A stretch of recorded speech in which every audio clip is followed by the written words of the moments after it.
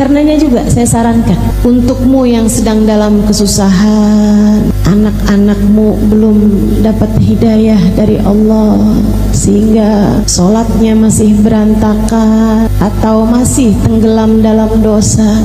Saya kesian sama ibu-ibu yang anaknya masih belum dalam jalan hidayah Allah SWT. Cobain Bu buat tagih doanya Nabi Muhammad untukmu dan untuk anak-anakmu.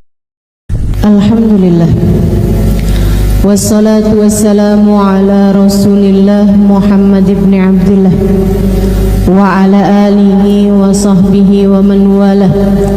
Subhanaka la ilma lana illa ma 'allamtana innaka antal alimul hakim. Rabbi shrah li sadri wa yassir li amri wahlul 'uqdatan min lisani yafqahu qawli. Amma ba'du. Mukjizat doa ini yang akan kita bahas pada hari ini. Doa ibadah yang luar biasa. Kita harus banyak-banyak berdoa. Saya sering bilang, jangan jadikan doamu hanya sekedar, sebab doa adalah semua yang kamu perlukan. Jangan cuman berdoa sedikit. Kamu justru sebaiknya sedikit-sedikit berdoa. Dikit-dikit doa, dikit-dikit doa. Itu yang seharusnya kita lakukan. Mencontoh manusia paling agung, baginda kita Nabi besar Muhammad. Nabi itu selalu berdoa. Nabi sering berdoa. Mohon maaf sebelum saya lanjutkan, kakak-kakak yang berdiri ini mau memastikan untuk tidak foto, tidak video. Betul ya?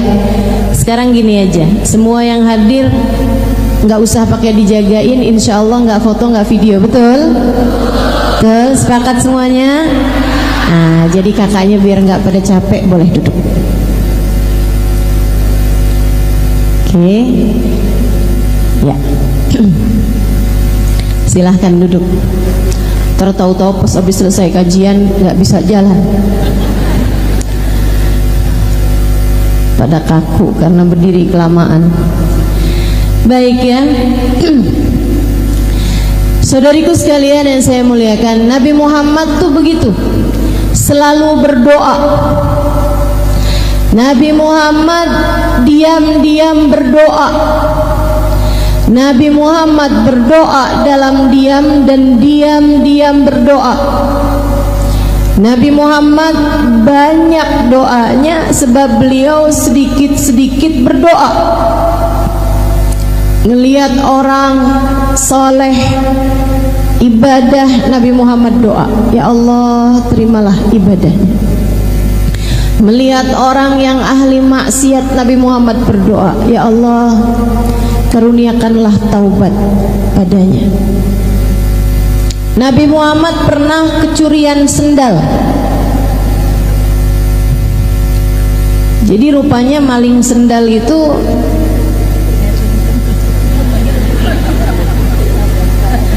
ada sanadnya ya. Tapi kalau ngambil sanad tuh yang bagus-bagus aja gitu. Maling sendal, Nabi kehilangan sandalnya di suatu tempat. Begitu tahu sandalnya hilang, dan teman-teman, Nabi itu nggak kayak kita punya beberapa pasang sendal. Sendal ke pasar lain, betul? Sendal ke pasar ikan lain, sendal rumah lain, sendal jalan-jalan lain, sendal kondangan lain. Begitu? Nabi nggak gitu. Nabi hanya punya sepasang sendal. Kalau hilang artinya Nabi Muhammad nggak lagi punya sendal. Tahu gitu kok sendalnya Nabi hilang. Begitu Nabi Muhammad menyadari, tahu bahwa sandalnya hilang, beliau berdoa, ya Allah jika yang mengambil sandal saya adalah orang yang gak punya sandal, berkahilah sandal saya pada kakinya. Didoain sama Nabi. Kalau yang ngambil orang miskin nih yang gak punya sandal, ya Allah biarin pas tuh sandal sama kakinya, bikin awet jadi berkah terus. Ya Allah, jika yang ngambil sandal saya adalah orang yang punya sandal, orang yang mampu, yang bahkan mungkin sandalnya lebih banyak daripada sandalnya Nabi, ya Allah jadikanlah ini dosa terakhir yang dia lakukan, karuniakanlah taubat kepadanya. Nabi kita Muhammad sallallahu alaihi wasallam doa, terus doa. Lihat apa aja doa. Lihat anak kecil didoain, lihat orang tua didoain. Doa buat istrinya didoain, buat sahabatnya didoain, buat umatnya didoain. Kita ini adalah keberkahan dari doa orang-orang terdahulu kepada kita. Satu waktu Sayyidah Aisyah melakukan sesuatu hal yang bikin senang Nabi Muhammad. Nabi senang. Kemudian Nabi Muhammad mendoakan Sayyidah Aisyah, Allahumma ighfir li Aisyah ma qaddamat ma akharat ma alanat ma asarat ma alimat ma lam ta'lam. Ya Allah, ampunilah Aisyah ya Allah, dosa-dosanya yang dulu-dulu ataupun yang baru-baru. Ya Allah, ampuni Aisyah ya Allah, dosanya yang dia lakukan sendirian, diam-diaman, atau yang dia lakukan terang-terangan. Ampuni Aisyah ya Allah, dosanya yang dia tahu ataupun yang dia nggak tahu. Sayyidah Aisyah dengar didoain kayak begitu, senangnya luar biasa sampai semburat merah keluar di pipi beliau. Senyum-senyum Sayyidah Aisyah. Nabi Muhammad tanya, "Farihti bidu'ai ya Aisyah? Kamu senang karena mendengar doaku ini wahai Aisyah?" "Bala ya Rasulullah, hadzal yaum id indi." Betul wahai Rasul, ini hari kayak lebaran buat saya. Nabi Muhammad bilang, "Ya Aisyah, inni da'autu bihadhihi da'wah fi kulli lailah li ummati." Aisyah, saya berdoa dengan doa yang seperti ini tiap malam. Tiap malam, sesudah panjang solat Nabi Muhammad, sesudah panjang berdiri Nabi Muhammad, sesudah panjang sujud Nabi Muhammad membenamkan dirinya dalam doa. Ya Allah, ampunilah, ampunilah, ampunilah. Buat siapa wahai Rasul? Li ummati, untuk umatku. Untuk umat kita nih, umatnya. Keberkahan doa-doanya Nabi Muhammad. Jadi kalau kamu lagi susah, tahu-tahu dikasih kemudahan, kamu pikir karena saya adalah istri yang solehah. Belum tentu. Bisa jadi itu adalah keberkahan dari doa orang tuamu. Bisa jadi itu adalah ijabah dari doa nenek kakekmu. Bisa jadi kamu mendapatkan keberkahan dari doanya Nabi besar Muhammad sallallahu alaihi wasallam. Sebab bagaimanapun kamu adalah bagian dari umatnya. Karenanya juga saya sarankan untukmu yang sedang dalam kesusahan, anak-anakmu belum dapat hidayah dari Allah sehingga sholatnya masih berantakan atau masih tenggelam dalam dosa, kan saya kesian sama ibu-ibu yang anaknya masih belum dalam jalan hidayah Allah SWT. Saya kesian. Cobain Bu buat tagih doanya Nabi Muhammad untukmu dan untuk anak-anakmu. anak saya. Kasihanilah dia ya Allah. Ya Allah, ampuni dosanya. Bukankah anak saya adalah umat Nabi Muhammad? Dan bukankah kabarnya Nabi Muhammad selalu mendoakan kami umatnya? Ya Allah, ampuni dosa anak saya. Tarik dirinya ya Allah, bawakan ke jalan taat padamu. Jangan biarkan ia tenggelam dalam dosa dan kemaksiatannya. Kami mohon padamu ya Allah, sebab kami umat Nabi Muhammad. Kami tahu Nabi Muhammad banyak mendoakan kami. Tagih doa Nabi Muhammad kepada Allah Subhanahu wa ta'ala untukmu, untuk insya Allah. Hal penting buat kita lakukan dalam hidup yaitu selalu berdoa, sampai jadi kayak mukjizat gitu doa itu, sampai kayak jadi sesuatu hal yang kita kira nggak bisa, kalau dengan doa tuh jadi bisa. Bu, saya ini orang kampung, bapak saya bukan ulama, ibu saya bukan ulama, orang di sekeliling saya nggak ada yang mondok pesantren. Zaman saya masih kecil dulu, sepupu saya nggak ada yang mondok pesantren. Diawali oleh kakak saya, kemudian saya memutuskan untuk pondok pesantren juga. Saya nggak pernah menyangka bahwa kemudian Allah Subhanahu wa ta'ala akan menyibukkan saya dalam jalan dakwah ini. Tapi saya merasa bahwa apa yang sedang saya lakukan saat-saat ini adalah merupakan ijabah doa dari orang-orang terdahulu yang telah mendoakan saya.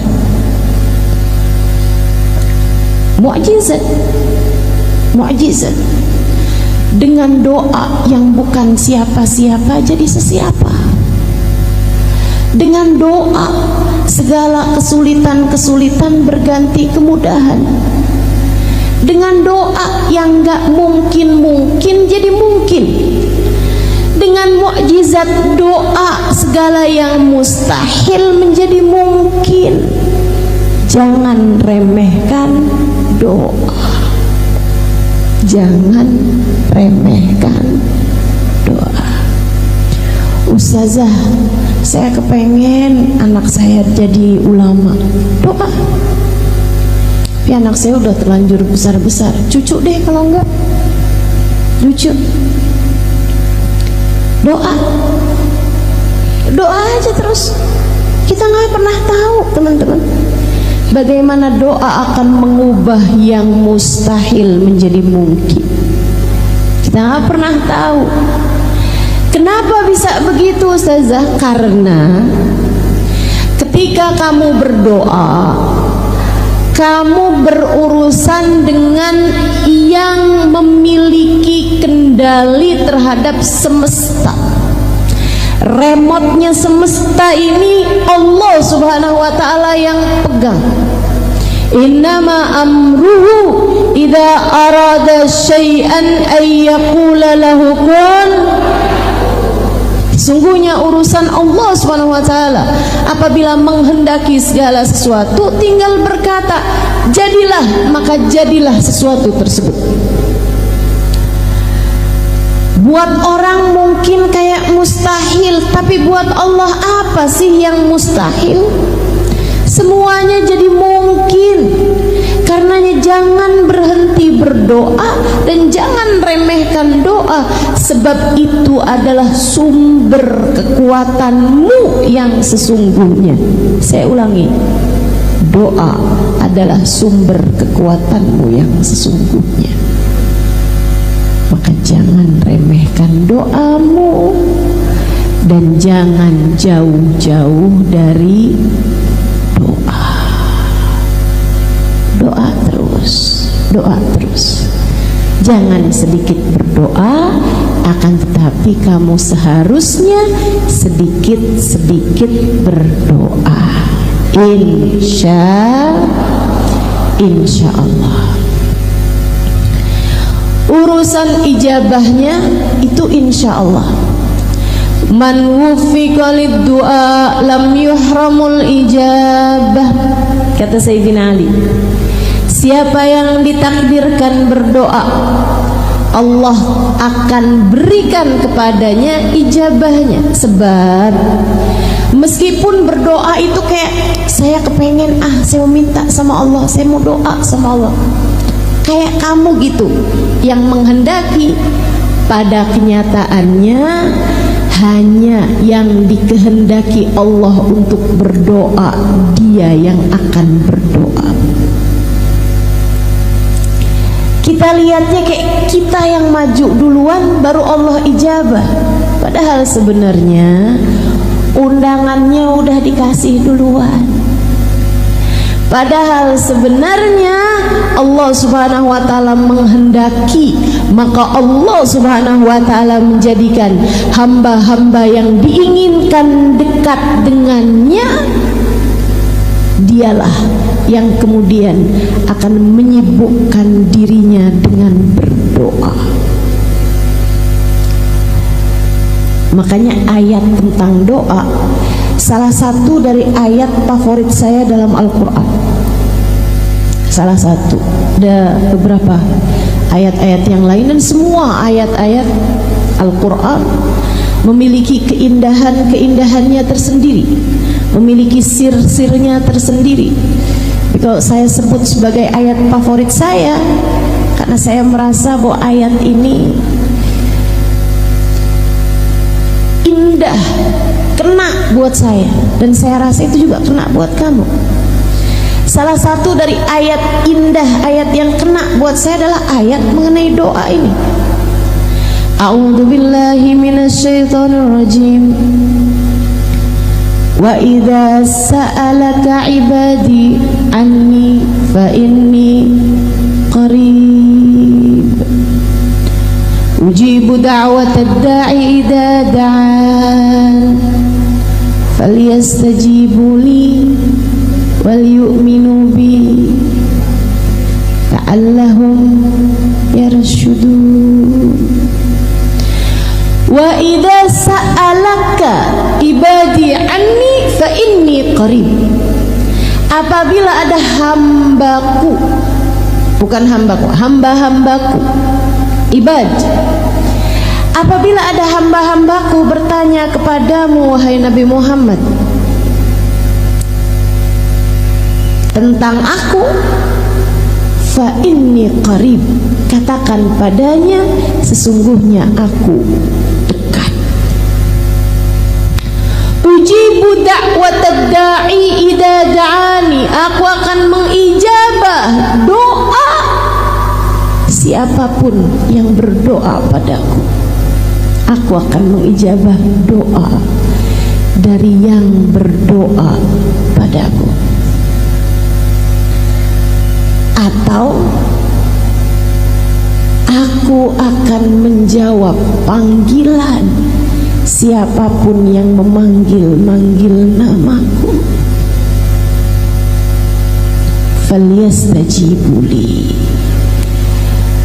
maka sampaikan pada umatku, umatmu untuk berdoa dan meminta padaku.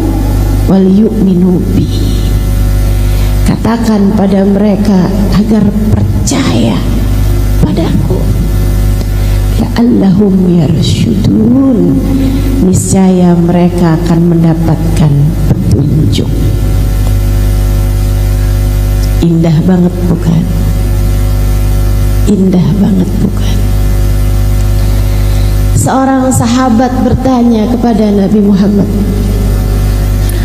Allahu ba'id hatta unadi am huwa garib hatta unaji. Rasul, saya punya pertanyaan.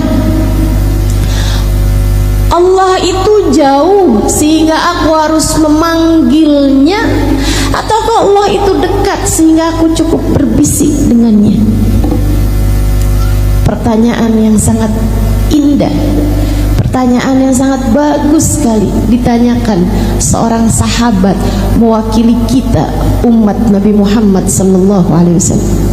Allahu ba'id hatta unadi am huwa qarib hatta unaji. Allah jauh sehingga saya harus panggil. Ini kan kalau saya mau ngomong sama yang ada di luar masjid misalnya jauh, saya harus panggil dia gitu kan, harus berteriak bahkan, hei, misalnya kalau saya sebut namanya karena jauh, saya harus memanggilnya, saya harus berteriak memanggil namanya. Tapi kalau orangnya di samping saya, ngapain saya teriak-teriak? Saya cukup bisik-bisik sama dia, hei. Dia akan menjawab, kenapa Halimah? Kan begitu. Tapi kalau jauh kan, hei, jawabnya juga itu, iya. Jauh. Tapi kalau dekat kan, hei, dia akan jawab, iya. Nabi Muhammad diem, ditanya begitu. Bukan karena Nabi Muhammad nggak tahu jawabannya, tapi Nabi Muhammad punya adab sama Allah SWT yang lebih besar daripada apapun. Nabi itu sama Allah adabnya luar biasa. Nabi takut menjawab sesuatu hal yang sebenarnya ada jawaban yang lebih tepat gitu. Gitu ya. Itu Nabi Muhammad yang punya ilmu aja, ilmunya udah punya, udah tahu, udah dikasih sama Allah SWT.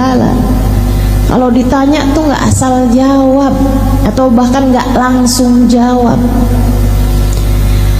Kalau teman-teman juga gitu, seharusnya kita nih jadi umatnya juga kayak gitu. Kalau kamu nggak tahu jawabannya, jangan asal jawab.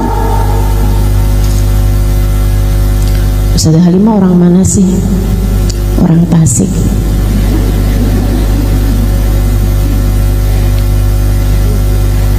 Kan namanya asal jawab. Kalau kita nggak pasti-pasti, jangan jawab. Sehingga sekalian, apalagi kalau ditanyanya perkara urusan hukum tentang Allah, tentang Rasulullah, tentang hukumnya ibadah, tentang tauhid dan seterusnya, tentang agama, ini jangan asal jawab. Nantinya jadi orang-orang yang kata Nabi Muhammad, fadallu wa adallu. Mereka pun menyesatkan dan kemudian menjadikan orang lain tersesat. Mereka sesat dan kemudian menyesatkan orang lain. Nabi diam. Saat itulah Allah SWT mengutuskan malaikat Jibril untuk memberitahu kepada Nabi Muhammad jawaban yang ditanyakan oleh sahabat ini. A'udzubillahi minasyaitonirrajim. Wa idza sa'alaka ibadi anni fa inni qarib. Apabila hambaku bertanya kepadamu, wahai Nabi Muhammad, apakah aku dekat ataukah aku jauh, sampaikan padanya fa inni qarib.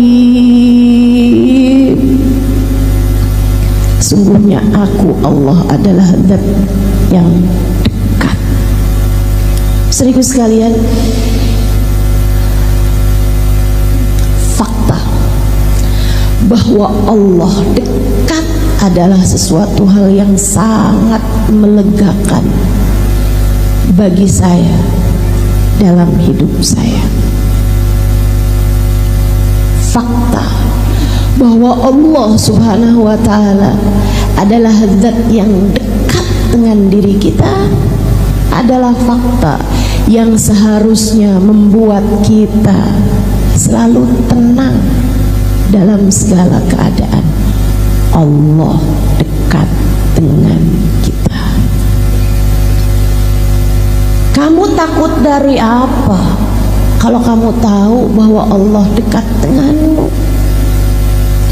Kamu sedih dari apa kalau kamu tahu Allah dekat denganmu? Ustazah, Allah itu beneran dekat. Dekat. Sedekat apa? Saya kasih tahu. Sedekat apa? Sedekat seseorang dengan bayangannya? Bukan. Sebab bayangan akan hilang saat kegelapan. Allah tak pernah hilang. Lantas sedekat apa Ustazah? Biarkan Allah sendiri yang menjawabnya. Saya kalau bayangin dekat, sedekat ruh dengan tubuh.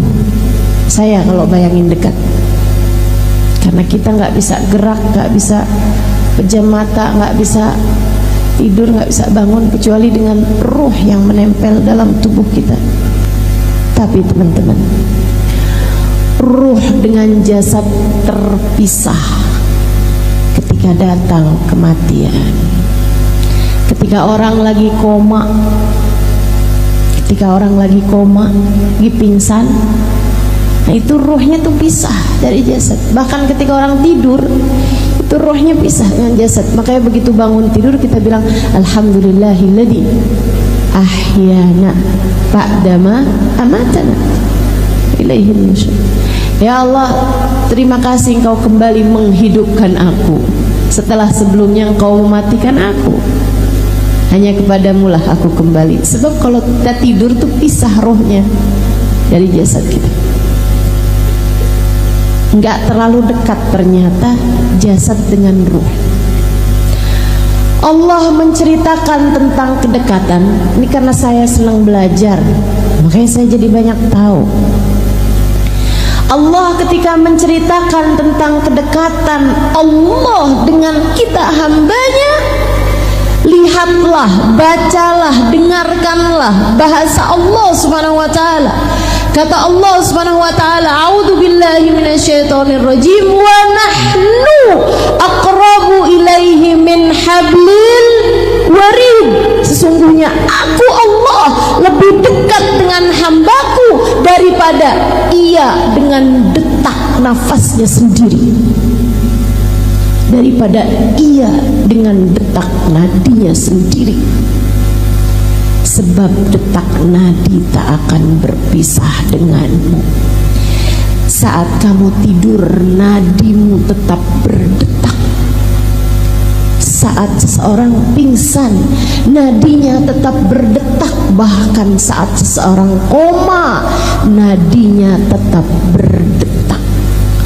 Justru dari kebersamaan detak nadi tersebut itulah para dokter mengkonfirmasikan kehidupannya. Wa nahnu aqrabu ilaihi min hablil warid. Aku lebih dekat dengan hambaku daripada ia dengan detak nadinya sendiri. Saya mudahkan untukmu. Ingat-ingat terus, Allah lebih dekat denganmu daripada kamu dengan detak nadimu sendiri. Allah lebih dekat dengan saya daripada saya dengan detak nadi saya sendiri. Nggak ada yang lebih dekat dengan kita daripada kita dengan Allah. Ustazah, tapi kok saya sering lupa sama Allah? Ya kamu. Tapi Ustazah, saya kok nggak ngerasa deket sama Allah? Ya kamu. Tapi kok saya ngerasa jauh gitu Ustazah dari Allah? Ya kamu. Bukan Allahnya, kamunya. Dan itu artinya kamu menyia-nyiakan karunia terbesar yang Allah berikan dalam dirimu. Kamu punya peluang untuk merasakan kedekatan dengan Allah Subhanahu wa ta'ala, tapi kamu kemudian menyia-nyiakannya. Salahmu sendiri. Salahmu sendiri. Ada yang begitu dekat denganmu, malah kamu tinggalkan. Yang gak jelas mendekat kepadamu, malah kamu berusaha untuk mengejarnya mati-matian. Yang membahagiakanmu, menenangkanmu, yang membuatmu bahagia, membuatmu senang, membuatmu tenang, kamu malah meninggalkannya. Yang membuatmu gelisah, membuatmu galau, membuatmu cemburu, membuatmu sedih, membuatmu terluka, kamu malah mengejarnya mati-matian. Siapa yang salah selain dirimu sendiri itu? Allahnya selalu dekat. Bahkan kalau kamu baca sifat-sifatnya Allah dalam Asmaul Husna, teman-teman, Allah itu punya sifat mudad, punya sifat berlawanan. Allah punya sifat yang berlawanan. Allah maha mengampuni, tapi Allah juga maha menghukum. Ada yang diampuni, ada yang dihukum. Kan berlawanan itu. Ini orang dihukum apa diampuni nih? Kan begitu ya? Ada yang dihukum, ada yang diampuni. Allah maha lemah lembut, tapi Allah juga maha latif. Allah juga maha jabbar, qahhar, maha garang, maha kuat, maha kejam. Allah juga maha lembut, maha penuh kasih sayang, tapi juga al-muntaqim, al-jabbar, sifat yang berlawanan. Tapi Allah punya sifat qarib, dekat. Dan silahkan baca Asmaul Husna dari awal hingga akhirnya, tak akan kamu dapati Allah menyebut dirinya dengan ba'id, jauh, gak ada. Artinya Allah tidak pernah jauh darimu. Artinya Allah selalu dekat denganmu. Jangan sia-siakan kedekatanmu dengannya. Wa idza sa'alaka 'ibadi anni fa inni qarib ujibu da'watad da'i idza da'an. Aku mengijabah doa siapapun yang berdoa padaku. Falyastajibuli, maka mintalah padaku. Wal yu'minu bi, dan tetaplah percaya padaku. Kalian akan selalu berada dalam jalan petunjuk. Kalian akan selalu berada dalam jalan terang. Kamu tidak akan berada dalam kegelapan. Jadi kalau kamu ngerasa kok hidup saya nih kayak dalam masa-masa gelap, saya sekarang ini kayak di langit hidup saya nih kelabu. Kenapa ya?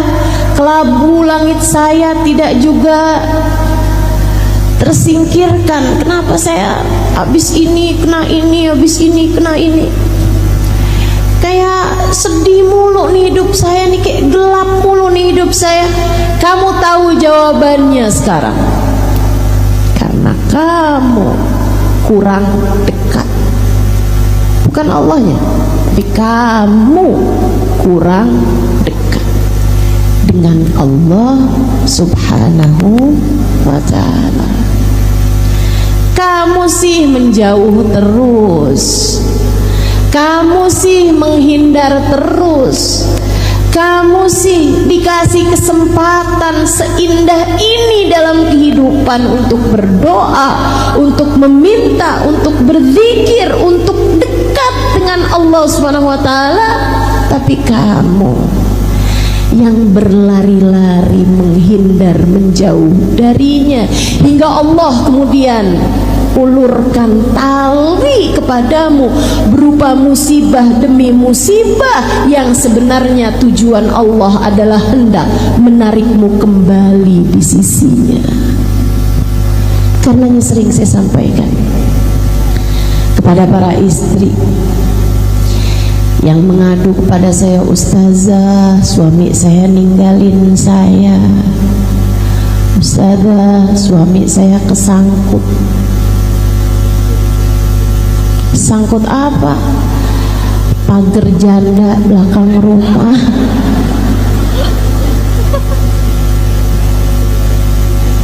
Ustazah, anak saya ninggalin saya.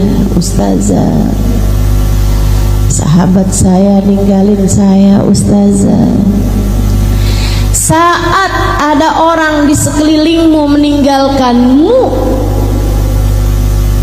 itu adalah tali yang Allah Subhanahu wa taala ulurkan untukmu, karena kamu selama ini selalu kepengen kabur mulu dari Allah Subhanahu wa taala.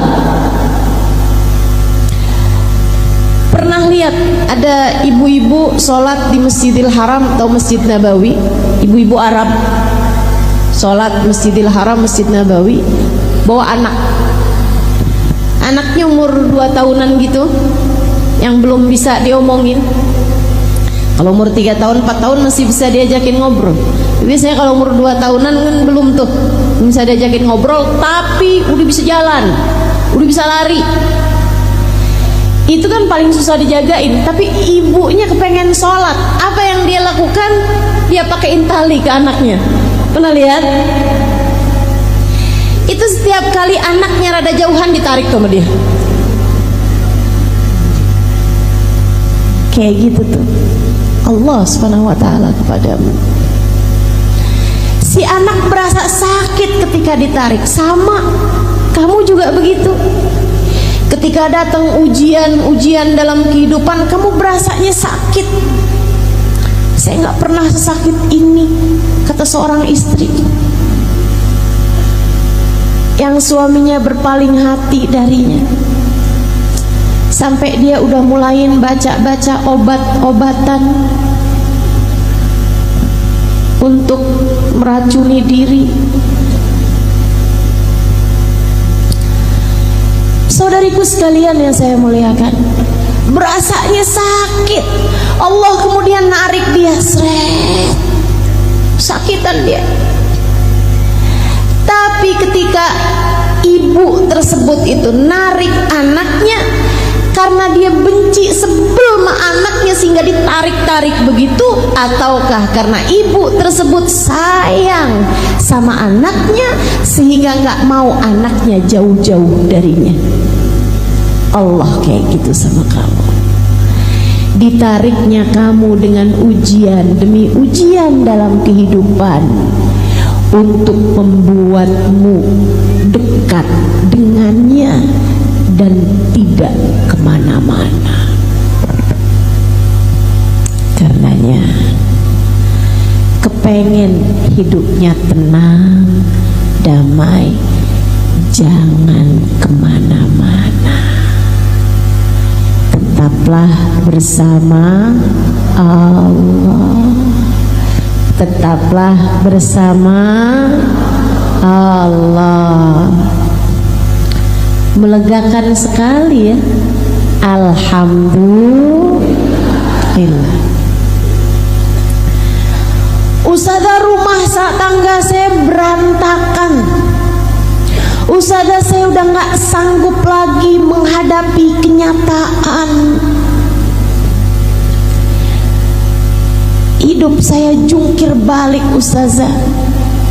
Saya sekarang putuskan untuk tinggalkan aja laki-laki itu. Anakmu berapa? 6.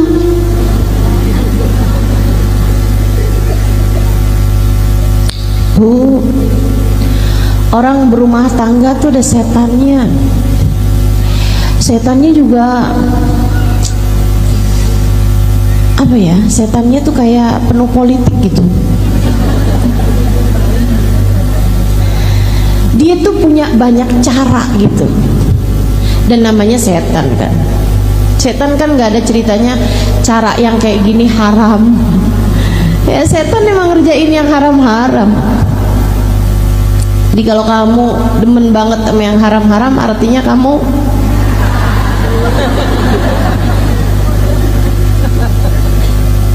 rumah tangga tuh ada setannya.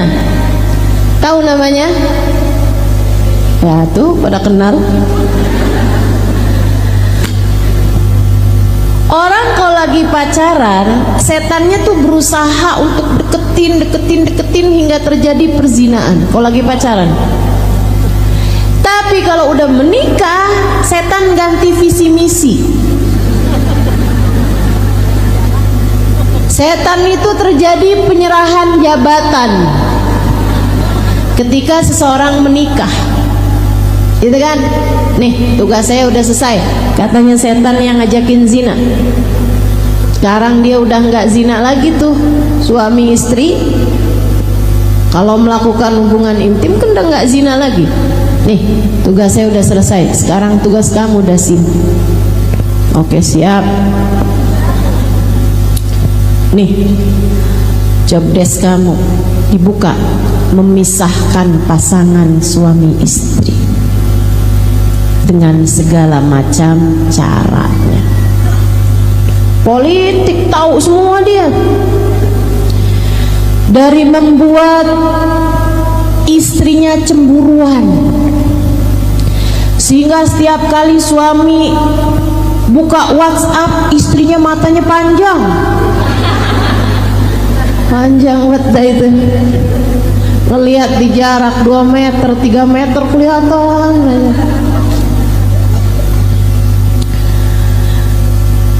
Sehingga kalau suaminya nerima telepon, telinganya panjang. Masya Allah. Dia nggak tahu ada dasim lagi ngebisikin. Suami kamu ngapain tuh? Suami kamu lagi ngobrol sama siapa tuh? Kelihatannya kayak ketawa-ketawa gitu dia. Ya Allah. Sedang ada yang bergerilya dalam rumah tangga kita. Kamu kemudian mencari pembenaran, ustazah, lebih baik mencegah daripada mengobati. Kamu nggak tahu itu bahasanya dasim itu. Nggak ada ceritanya kayak begitu. Suamimu miliknya Allah, kamu pun miliknya Allah. Semua manusia di atas muka bumi ini miliknya Allah Subhanahu wa ta'ala. Udah gak usah sibuk sama perlakuan orang padamu, sibuk saja kamu dengan apa yang menjadikan penyebab kedekatanmu dengan Allah Subhanahu wa ta'ala.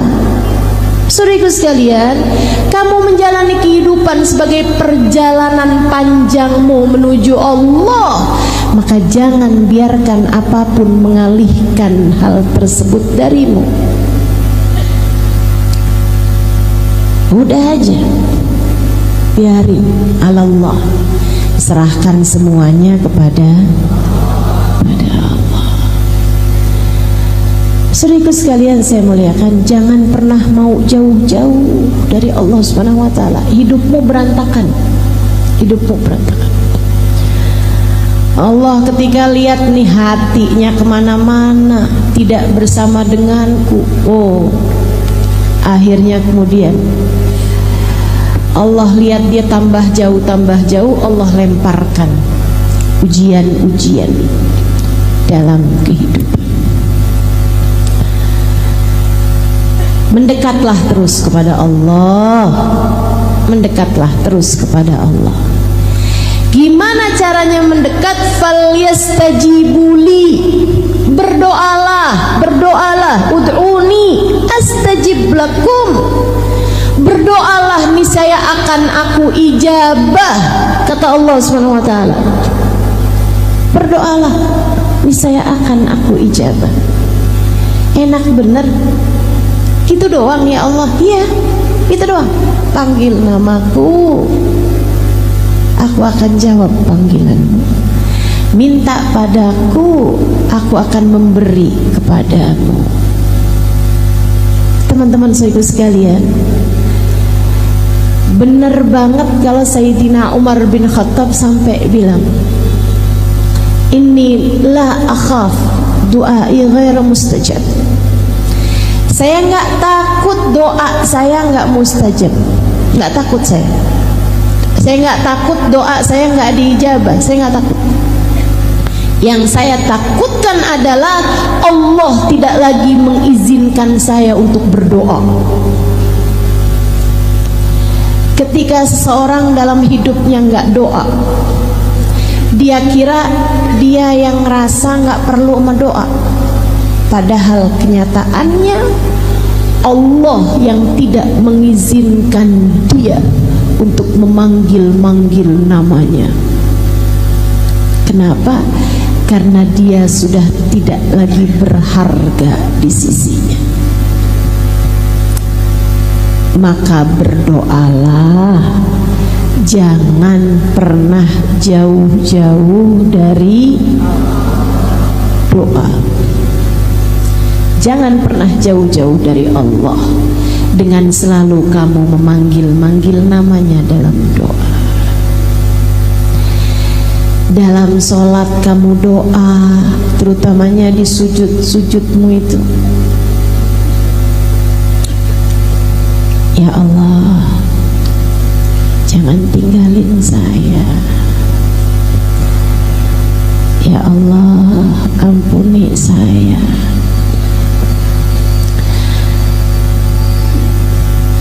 Habis selesai sholat, doa. Angkat tanganmu, minta padanya. Habis zikir, doa.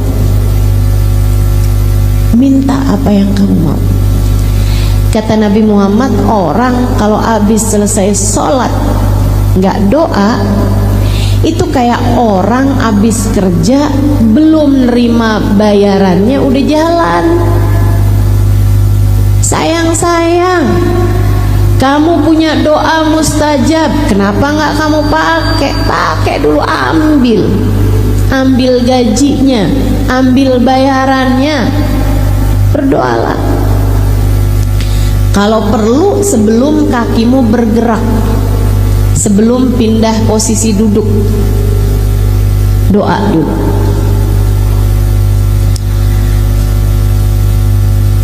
Habis selesai sholat kan istighfar dulu 3 kali. Astaghfirullah, astaghfirullah, astaghfirullah. Allahumma antas salam wa minkas salam wa ilaika ya'udus salam. Fahyina rabbana bis salam wa adkhilnal jannata. Habis itu kemudian baca ayat kursi, kemudian baca subhanallah 33 kali, alhamdulillah 33 kali, Allahu Akbar 33 kali. Akhiri dengan la ilaha illallah wahdahu la syarikalah, lahul mulku wa lahul hamdu, yuhyi wa yumit wa huwa ala kulli syai'in qadir. Kemudian angkat tanganmu doa. Angkat tanganmu doa. Apa yang menjadi hajat-hajatmu? Keperluan kita sama Allah tuh banyak sekali. Ustazah, kan doa saya nih banyak nih Ustazah. Kadang-kadang waktunya tuh sempit. Apa yang seharusnya saya minta? Kalau dalam keadaan sempit, apa yang seharusnya kita minta? Seorang bertanya kepada syekhnya, seorang ulama terkemuka, ya syekh, apabila sempit waktuku untuk berdoa, sementara itu adalah waktu doa yang mustajab. Misalnya lagi bisa cium hajar aswad, kan gak bisa lama-lama tuh. Itu saya doanya mesti minta apa syekh? Kalau saat-saat waktunya sempit, sementara saya pengen punya banyak doa, tuh apa yang mesti saya minta sama Allah? Syekh tersebut menjawab, nak, mintalah ampunan. Mintalah.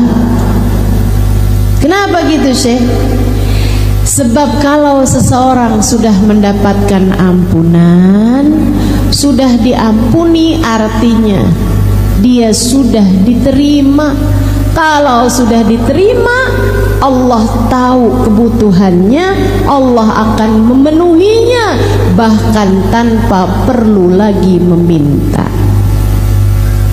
Paling penting buat kita minta adalah ampunan.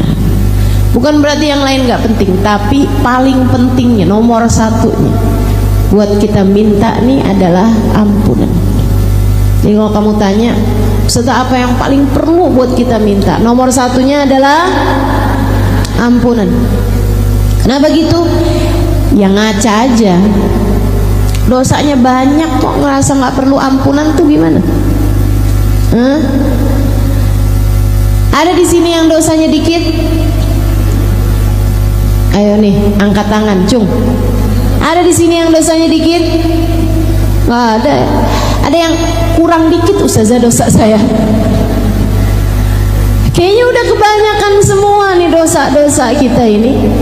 Emang bener tuh yang disampaikan Nabi Allah Adam alaihissalam. Rabbana zalamna wa illam taghfir lana wa tarhamna lanakunanna minal khasirin. Ya Allah, kami telah banyak berbuat dosa, kami telah membolimi diri kami. Ya Allah, jika Engkau tidak ampuni, jika Engkau enggak sayangi, hancurlah kami ya Allah. Jika Engkau tidak sayangi, jika Engkau tidak ampuni, hancurlah kami ya Allah. Kayak hal pertama yang harus kita minta kepada Allah adalah ampunan. Ya Allah, tolongin saya, ampuni saya ya Allah. Tolongin saya, ampuni saya ya Allah. Perlu, saya rasa, untuk dilakukan, terutama buat yang nggak pernah kerjain ini. Cari waktu sepimu, cari waktu yang kamu sendirian, mandilah, mandi taubat. Habis selesai mandi seluruh tubuh, saat mandi itu kamu juga sambil bilang, ya Allah, andai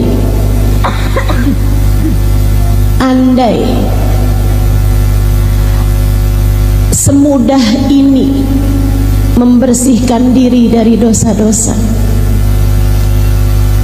andai membersihkan dosa semudah membersihkan badan ini ya Allah.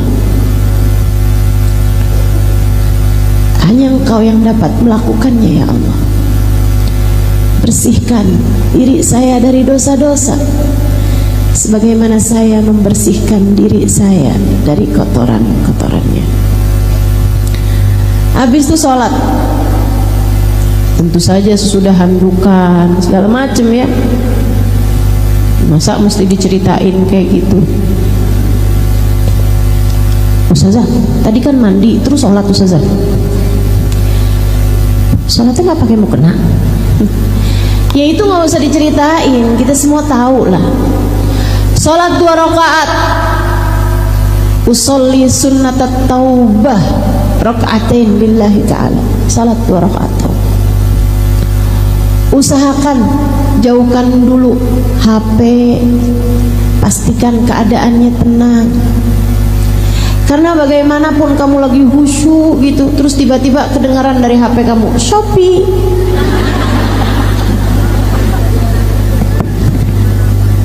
berantakan kan? Barang saya yang mana nih yang sudah datang? Saudara sekalian, salat 2 rakaat. Habis selesai salat, angkat tanganmu, kemudian berdoa. Saat sujud kamu dalam sholat juga banyakin doa. Kata Nabi Muhammad, aqrab ma yakunul abad min rabbih fahuwa sajid fa'akthiru fihi du'a faqamin an yustajabalah. Tempat terdekat seorang hamba dengan Allah Tuhannya adalah saat dia sedang sujud. Maka perbanyaklah doa dalam sujudmu, sangat mungkin doamu diijabah. Hanya saja sholat itu ada peraturannya. Peraturan dalam sholat tidak diperkenankan melafalkan bahasa selain dengan bahasa Arab. Sehingga kalau kamu mau berdoa dengan doa hajat-hajatmu, dengan doa sesuai dengan bahasamu kan bukan bahasa Arab, ya kan? Jadinya kalau kamu mau berdoa sesuai dengan bahasamu sendiri, dan itu jauh lebih enak teman-teman, jauh lebih nikmat. Tidak usah dilafalkan pakai lisanmu, cukup dengan kamu hadirkan di dalam hati. Bahasa hati tenang aja, itu jauh lebih sampai kepada Allah Subhanahu wa taala daripada bahasa lisanmu yang tidak keluar dari hatimu. Allah mendengarkan hati kita lebih terang daripada kita mendengarkan ucapan dari lisan seseorang.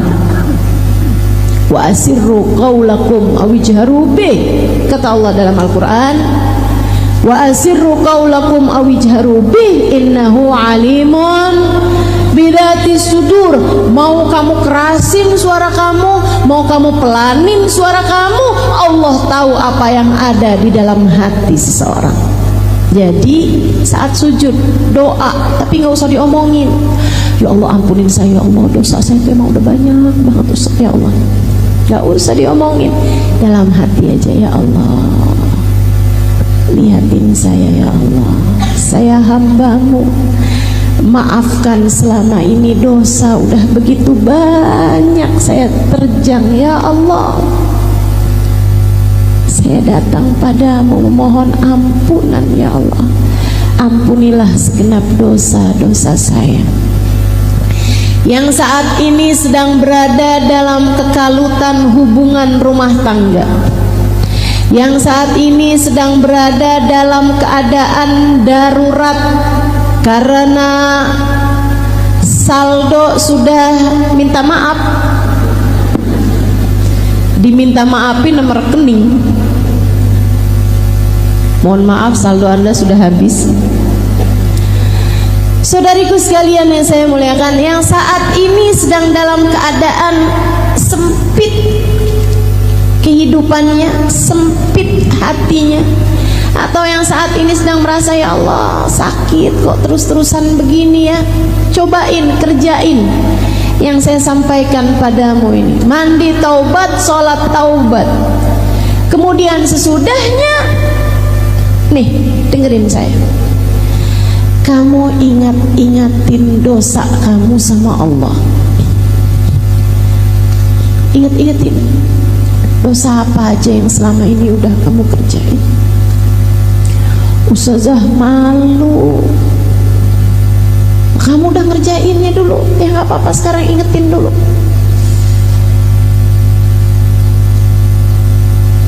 Kok kayak gitu ya saya? Ya itu kamu tuh emang berantakan hidupmu, betul? Berantakan hidup kita, betul? Inget-ingetin dosa kamu. Lihat-lihatin lisan kamu pernah berdosa apa aja, telinga kamu pernah berdosa apa aja, mata kamu pernah berdosa apa aja, hati kamu pernah berdosa apa aja. Banyak diantaranya yang merupakan dosa-dosa besar.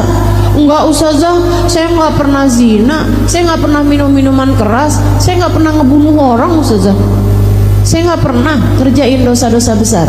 Riba? Riba bagaimana? Ada banyak di antara kita. Saya bahkan mendengar kabar, fakta yang saya berharap semoga ibu-ibu yang ada di sini nggak sampai kena begituan. Bu, Indonesia ini adalah negara dengan judol terbesar seluruh dunia. Kata nenek-nenek, judol apa saja? Judi online, Nek. Terjebak pada judi.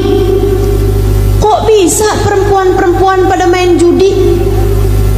Gara-garanya adalah karena mereka ngambil pinjol. Nenek-nenek nanya lagi, pinjol apaan dong saja? Pinjaman online, Nek. Cuman naroin foto KTP, habis itu kemudian dia tinggal nulis dia mau berapa duitnya, dikirimkanlah duitnya sama pihak pinjaman online tersebut, dikirimin 1 juta.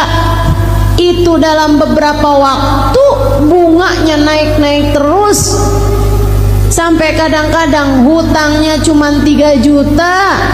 Akhirnya kemudian berbunga bisa sampai belasan juta karena nggak kebayar-bayar. Kamu pikir itu bukan dosa besar? Dosa besar dari hutang riba itu adalah dosa besar, besar sekali, bukan besar aja, besar banget. La'anallahu akilur riba wa mukila wa katiba wa syahidah. Allah melaknat orang yang makan riba. Allah melaknat orang yang dikasih makan riba. Kamu ngambil hutang atau kamu menghutangi dengan riba, itu kamu dilaknat Allah Subhanahu wa taala. Bahkan wakatibah, adminnya, yang nulisnya, wasyahidah, bahkan saksinya, apalagi yang mengompori orang buat hutang riba. Pinjemin gue dong, susah banget nih saya. Gak usah banyak-banyak lah, 500.000 aja. Kamu tuh kalau susah-susah kamu pinjem aja tuh di online. Emang gimana caranya? Gini nih. Termasuk la'anallah, Allah melaknat mereka itu. Dosa besar. Ditaubatin teman-teman saudaraku sekalian, ditaubatin, ditinggalin. Caranya gimana Ustazah biar kita nih nggak terjebak dengan hutang riba? Caranya adalah dengan tidak berhutang. Jangan utang. Kalau utang nggak usah pakai riba gitu Ustazah. Bukan, jangan berhutang. Jangan gampang utang. Bu, Kak, Dek, nah, sesedikit apapun yang kamu punya cukup untuk membiayai hidupmu. Tapi sebanyak apapun yang kamu punya nggak akan cukup untuk membiayai gaya hidupmu. Jadi kalau pengen hidupmu tenang, jangan banyak gaya. Jelas? Jelas? Nggak usah kepengenan sama HP yang dipunyai sama iparmu. Gak usah kepengenan sama baju yang dipunyai sama tetanggamu. Gak usah kepengenan sama tas yang dibelikan oleh seseorang kepada istrinya. Gak usah. Gak usah. Saya kepengen juga dong. Gak punya, akhirnya ngutang. Ada yang pengen ngawinin anaknya, seadanya aja Bu, seadanya aja. Gak usah pakai segala ngutang-ngutang. Akhirnya kemudian habis selesai ngawinin, datang pulalah debt kolektor, nagih utangnya. Ada yang begitu di sini? Mana orangnya coba? Mau lihat saya. Ya Allah, ya Allah, jangan begitu. Yang qanaah sama apapun yang Allah Subhanahu wa taala bagi-bagikan. Sisanya kalau lagi kepengen apapun, angkat tangannya aja, doa. Ibu-ibu, doa itu ajaib luar biasa. Betapa Allah Subhanahu wa ta'ala memberi kepada kita seringkali bahkan dari arah yang tidak kita sangka-sangka. Kita hanya perlu untuk selalu berdoa. Habis kamu ingetin dosa-dosa kamu ingetin rahmatnya Allah padamu, kenikmatan yang telah Allah Subhanahu wa ta'ala berikan padamu. Walaupun kamunya berdoa, walaupun kamunya berdosa, tapi Allah Subhanahu wa ta'ala masih mengizinkanmu untuk berdoa, masih membiarkan iman dalam hati kamu. Bukan hal kecil. Perhatikan saya. Pernah nggak kamu sebel sama seseorang sampai kamu nggak mau lihat mukanya? Pernah nggak kamu sebel sama seseorang sampai kamu nggak mau dengar suaranya? Pernah? Allah persis kayak gitu. Allah kalau benci sama seseorang, Allah nggak izinkan dia buat sholat. Dia pikir dia yang nggak mau sholat, padahal Allah yang nggak mau dia menghadap kepada Allah, sebab Allah tak lagi berkenan melihat dia. Dia pikir dia nggak doa, percuma saya doa, saya nggak mau doa lagi, saya mau berhenti berdoa, saya nggak lagi mau berdoa. Dia pikir dia nggak mau doa, padahal Allah yang tidak mau mendengar suaranya, memanggil nama Allah SWT. Allah tak lagi berkenan. Karenanya saat kamu selesai sholat taubat, kamu bilang, ya Allah, besar dosa-dosa saya, tapi Engkau masih juga berkenan untuk membiarkan saya sujud padamu. Engkau masih berkenan untuk membiarkan saya menyebut-nyebut namamu, memanggil namamu. Terima kasih ya Allah, maafkan saya ya Allah, maafkan saya ya Allah.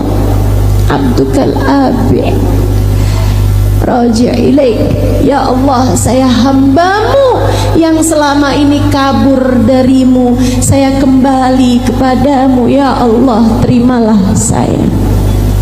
Kemudian mulailah kamu menyebut-nyebut nama Allah, memanggil-manggil nama Allah. Nggak usah pakai yang lain-lain, yang gampang aja, diajarkan sama para ulama. Ada di dalam kitab I'anatul Talibin ala Syarhi Fathul Mu'in. Mulailah dengan kamu menyebut nama Allah, memanggil nama Allah. Kamu panggil begini nih, ya Allah, ya Allah, ya Allah. Tiap kali kamu sebut namanya, kamu hadirkan dia di dalam hatimu. Kamu berdoa padanya, ya Allah, jangan tinggalkan saya. Lisanmu menyebut, ya Allah. Hatimu berbisik, tetaplah ada untuk saya.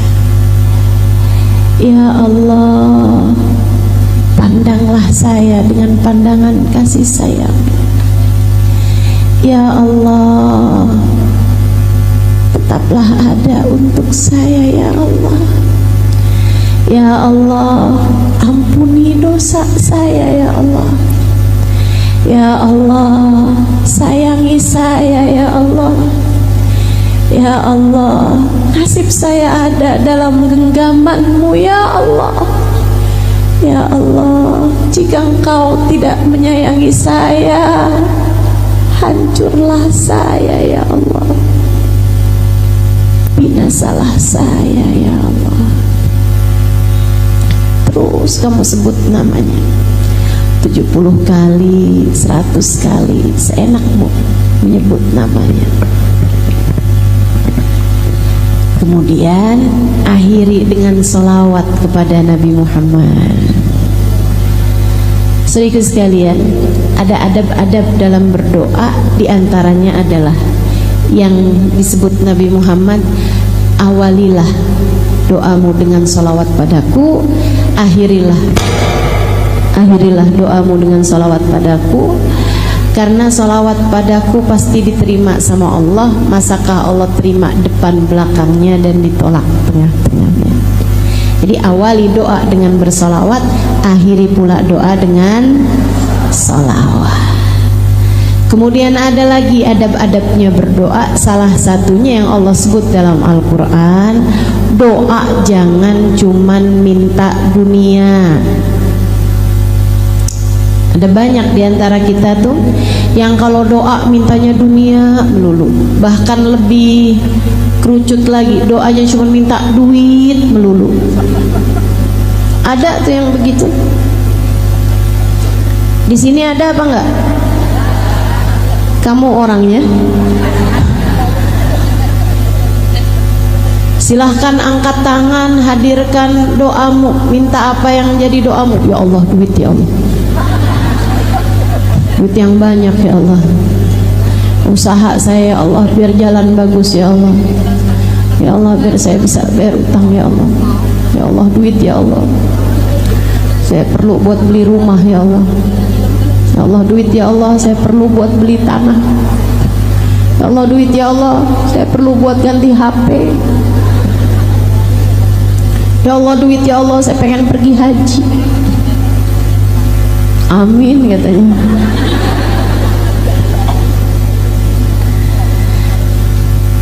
Ibu, bahkan urusan haji itu bukan cuma urusan duit.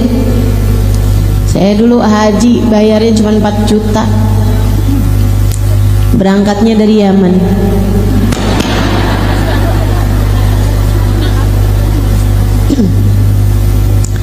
Teman-teman saya ikut sekalian yang saya muliakan, jangan cuman minta harta, jangan cuman minta dunia, apalagi cuman sekedar minta duit. Malu sama Allah. Enggak malu apa? Malu Bu. Saya sih malu. Malu sama Allah Subhanahu wa taala. Ada banyak hal-hal besar yang kita perlukan. Kok cuman yang diminta duit aja? Disindir sama Allah dalam Al-Qur'an. A'udzu billahi minasyaitonir rajim.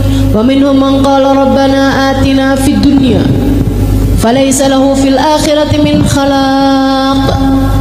Wa minhum man qala rabbana atina fid dunya hasanah wa fil akhirati hasanah wa qina adzaban nar ulaika lahum nasibum mimma kasabu wallahu sari'ul hisab.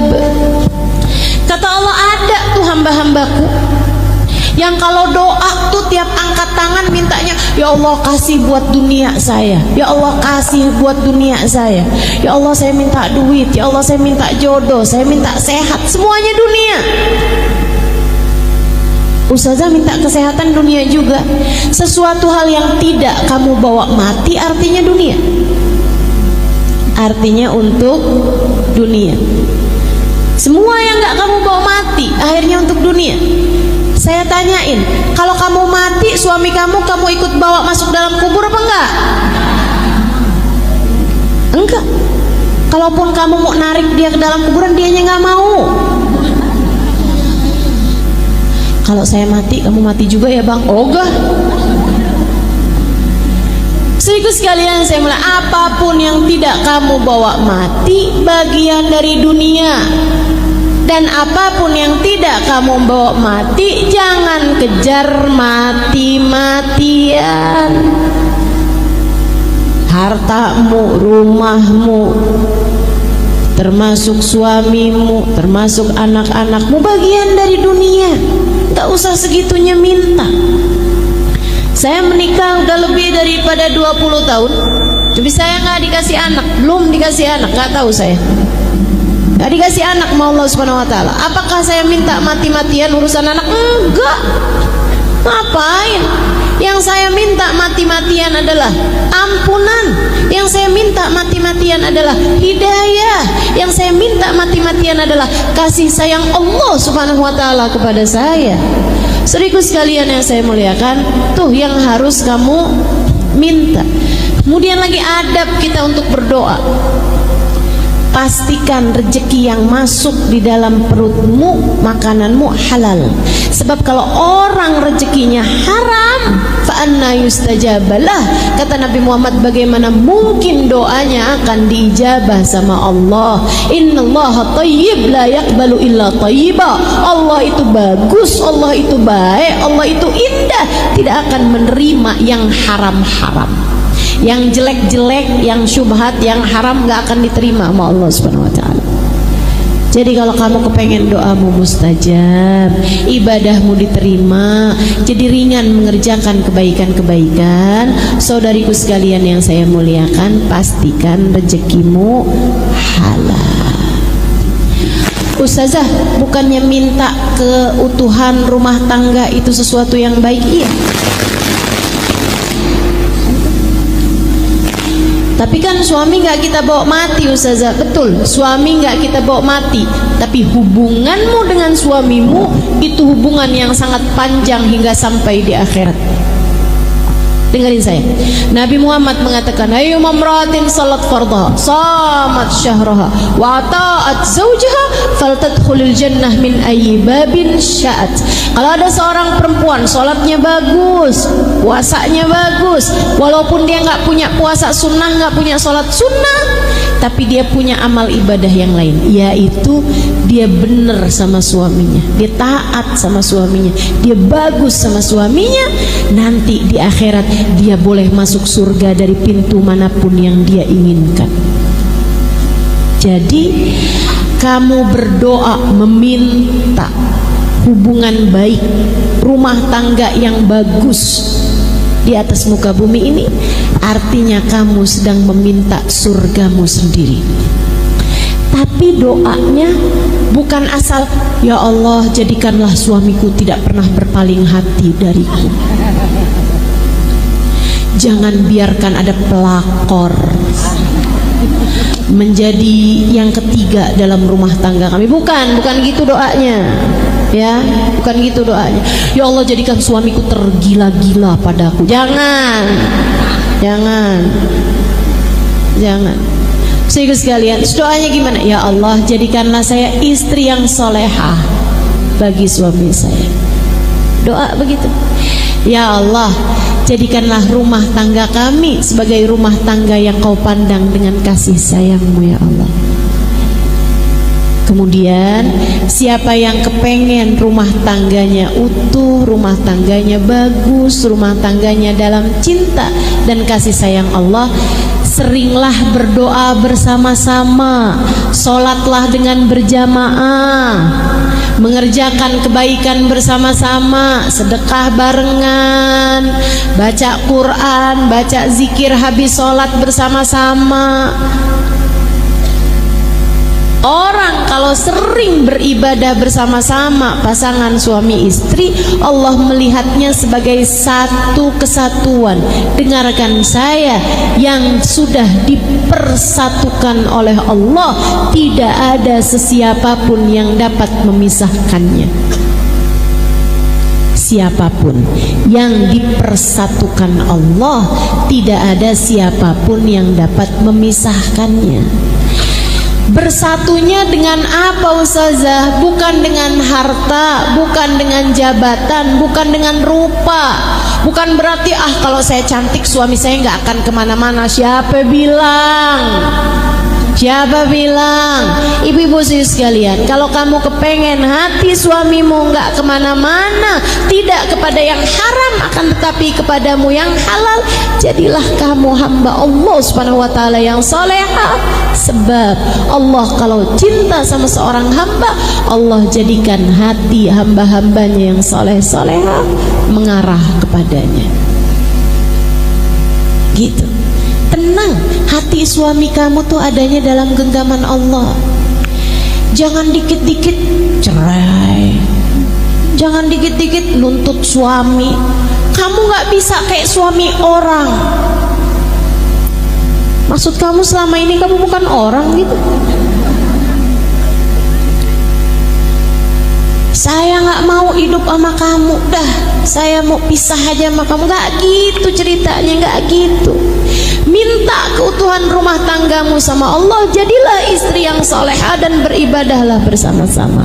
Insya Ustazah, doain anak itu termasuk dari minta dunia? Bukan, itu bagian dari minta agama. Tapi kan anak kan gak saya bawa mati Ustazah. Betul, anakmu gak kamu bawa mati. Tapi apa yang dikerjakan sama anakmu sesudah kamu mati nanti, jika ia adalah kebaikan, akan mengalirkan pahala kepadamu dalam alam kuburmu. Dan jika dia adalah dosa demi dosa, bisa jadi mengalirkan dosanya ke dalam alam kuburmu. Karenanya kamu harus terus-terusan minta kepada Allah Subhanahu wa ta'ala agar anak-anakmu dijadikan anak-anak yang soleh-solehah, hingga dia dapat menjadi qurrat ain, jadi penyejuk hati bagimu di dunia sampai kelak ketika kamu sudah berada dalam alam kuburmu. Minta. Wa minhum man qala rabbana atina fid dunya hasanah wa fil akhirati hasanah wa qina adzabannar. Kita kalau doa minta, ya Allah, karuniakanlah kepada kami dunia kami kebaikan, akhirat kami kebaikan, jauhkan kami dari siksa api neraka-Mu ya Allah. Ulaika lahum nasibum mimma kasabu. Kalau yang kamu minta adalah akhirat selain daripada kamu minta dunia, maka Allah Subhanahu wa ta'ala akan memberi sesuai dengan doamu itu. Dan juga Allah Subhanahu wa ta'ala sari'ul hisab, adalah zat yang cepat dalam membalas. Maka yuk kita akhiri majelis kita ini dengan kita udah ngerti sekarang. Kita harus terus-terusan berdoa. Dan kita juga ngerti doa kita biar diijabah, awali dengan salawat, akhiri dengan salawat. Doanya jangan cuma minta urusan dunia, dan juga pastikan rezeki yang masuk dalam diri kita adalah rezeki yang halal. Kita juga udah ngerti hal terbaik yang harus kita minta kepada Allah Subhanahu wa ta'ala lebih daripada apapun adalah ampunan, dan selebihnya doa-doa kebaikan-kebaikan bagi agama kita, bagi hati kita. Minta minta dikaruniai guru, minta dikaruniai kesehatan hati lebih daripada kesehatan badan, minta dijauhkan semua sifat-sifat yang tercela, minta biar Allah Subhanahu wa ta'ala mengaruniakan hati yang penuh dengan kehusyuan, hati yang penuh dengan qanaah, hati yang penuh dengan keikhlasan, hati yang bersih, jauh dari kebencian-kebencian. Kita minta pada Allah Subhanahu wa ta'ala, semoga Allah senantiasa memandang kita dengan pandangan kasih sayangnya. Ala hadhihi niyyah wa bikulli niyatin salihah jami'ah syamilah. Saya doakan semoga yang sudah berumah tangga, rumah tangganya dijaga Allah, rumah tangganya dipelihara Allah. Yang hadir di sini semoga yang jadi istri yang salehah. Suamimu semoga Allah jadikan suami yang saleh. Yang sudah punya anak semoga anak-anaknya dijadikan anak-anak yang saleh-salehah, bawa kebaikan dan kebahagiaan bagimu dunia hingga akhirat. Untuk segala kebaikan-kebaikan kita minta pada Allah Subhanahu wa ta'ala. Ya Allah, jauhkan saya dari dosa-dosa dan dekatkan saya dengan taat padamu ya Allah. Jauhkan kami dari dosa-dosa dan dekatkan kami dengan taat dan ibadah padamu ya Allah. Ala hadhihi niyyah wa bikulli niyatin salihah jami'ah syamilah ila hadratin Nabi Muhammad sallallahu alaihi wa alihi wasallam. Al-Fatihah bersama-sama. A'udzu billahi minasyaitonir rajim. Alhamdulillahi rabbil alamin, arrahmanir rahim, maliki yaumiddin, iyyaka na'budu wa iyyaka نستعين اهدنا الصراط المستقيم صراط الذين أنعمت عليهم غير المغضوب عليهم ولا الضالين آمين. اللهم بحق الفاتحة برمة الفاتحة بركة الفاتحة تفتح لنا أبواب الخير تعاملنا معاملة أهل الخير تكفينا من جميع الفتن والمهن والبؤس والضير إنك ولي كل خير ومتفضل بكل خير برحمتك ya arhamar rahimin. Ya Allah, pandanglah semua yang hadir di majelis ini dengan pandangan kasih sayang. Lihat semuanya ya Allah, lihat semuanya ya Allah, yang tuanya, yang mudanya ya Allah, yang datang dari dekat maupun yang datang dari jauh ya Allah. Lihat semuanya ya Allah, yang solehah dan yang belum solehahnya ya Allah.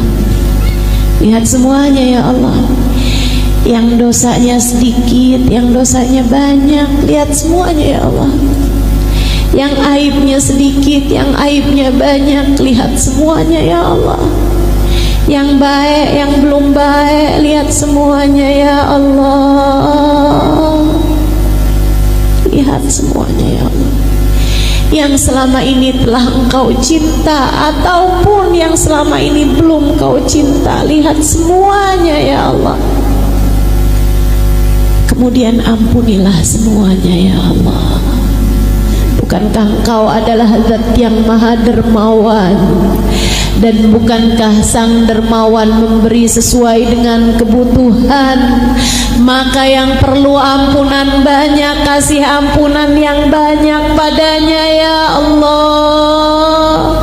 Yang perlu ampunan besar, kasih padanya ampunan yang besar ya Allah. Kami mohon kepadamu ya Allah, ampunilah semuanya ya Allah, biar ringan jalan hidupnya ya Allah.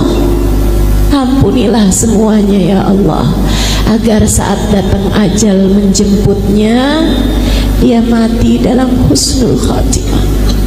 Agar saat ajal datang menjemput kami, kami menghadapmu dalam husnul khatimah. Ya Allah, ampuni semua dosa-dosa kami ya Allah. Tutupkan segenap aib-aib kami ya Allah. Kabulkan segenap hajat-hajat kami ya Allah. Bereskan segala urusan-urusan kami ya Allah. Karuniakan kepada kami rezeki yang halal, yang thayyib, yang berkah. Rumah tangga kami jagakan ya Allah, seperti mana engkau telah menjaga rumah tangga para kekasih-kekasihmu ya Allah. Seperti engkau telah menjaga rumah tangga Nabi Muhammad dan Sayyidah Khadijah. Seperti engkau telah menjaga rumah tangga Sayyidah Fatimah dan Sayyidina Ali. Seperti engkau telah menjaga rumah tangga hamba-hamba tercinta di sisimu ya Allah. Jadikan kami istri yang solehah, jadikan suami kami suami yang soleh, imam yang baik dalam rumah tangga kami. Jadikan anak-anak kami anak-anak yang soleh-solehah ya Allah. Kami menyayangi anak-anak kami, sayangilah mereka ya Allah. Kami menyayangi anak-anak kami, sayangilah mereka ya Allah. Maafkan kami tidak dapat menjaga mereka seperti yang kau inginkan. Bukankah engkau mengatakan ku anfusakum wa ahlikum nara, jagalah diri kalian dan anak kalian dari api neraka ya Allah. Jangankan menjaga anak-anak kami, menjaga diri kami sendiri saja terkadang kami gagal melakukannya. Karenanya kami mohon padamu ya Allah, jagakanlah kami, jagakan anak-anak kami ya Allah. Jaga kami, jaga anak-anak kami seperti engkau telah menjaga hamba-hambamu yang tercinta di sisimu ya Allah. Kami mohon kepadamu ya Allah, sayangi kedua orang tua kami, sayangi kedua orang tua kami yang masih hidup. Peliharalah mereka ya Allah, peliharalah mereka ya Allah. Karuniakan kesehatan padanya, zahir batin. Sayangi kedua orang tua kami ya Allah, sebagaimana mereka telah menyayangi kami di masa kecil, yang orang tuanya telah ada di dalam alam kubur. Kami titipkan mereka padamu ya Allah.